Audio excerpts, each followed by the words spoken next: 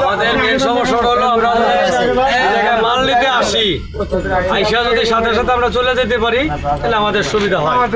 যদি এই জায়গায় বৈশাখ খাওয়া লাগে, একবেলা খাইতে গেলে এক একজনের 300-350 টাকা বেতন আছে, খাবার লাগে, তারপরে চা সিগারেট আছে 3-4 দিন। আচ্ছা, তাহলে এখন দুইটা লোক যদি খাইতে যায় পরে যে 1000-1200 টাকা আমাদের দৈনিক খরচ হয়ে যায়। তো দেখা গেছে আমরা যে আসছি যদি 3 দিনের বসে 3-12-3600 টাকা আমার খরচ হয়ে গেল। আর পুরা গাড়ি চালায় বাড়ি যায় আসার সময় আমার 10 টাকা বাড়ি নিয়ে যাওয়ার মতন সামর্থ্য আর আমার হাতে থাকলো না। তো আমার গাড়ি চালায় লাভ হলো কি? স্যার মনে করেন এখন সংসারে যদি আমরা বেতন পাই 2000 টাকা, এখানে যদি খাই পড়ে 3000 টাকা, তাহলে স্যার কিভাবে চলবো আমরা? আমরা আসছি, আজকে ঢুকছি, কালকে লোড নিয়ে যেন চলে যেতে পারি, এটাই আমরা চাচ্ছি। সারের আর দরকার নাই কিছু না।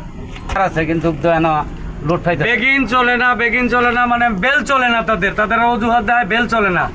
এতগুলো বেল থাকতে, এতগুলো সরকারি কর্মকর্তা থাকতে বেল চলে না, এটা কোনো যুক্তির কথা হলো? এটা কারেন্টে চলবে, সেই বেল বলে চলে না। তাদের স্পেয়ার মাল নাই, একটা সমস্যা হলে তাৎক্ষণিক তারা স্পেয়ার মাল লাগাবে, সেটা তো তাদের সিস্টেম আছে, এটা তো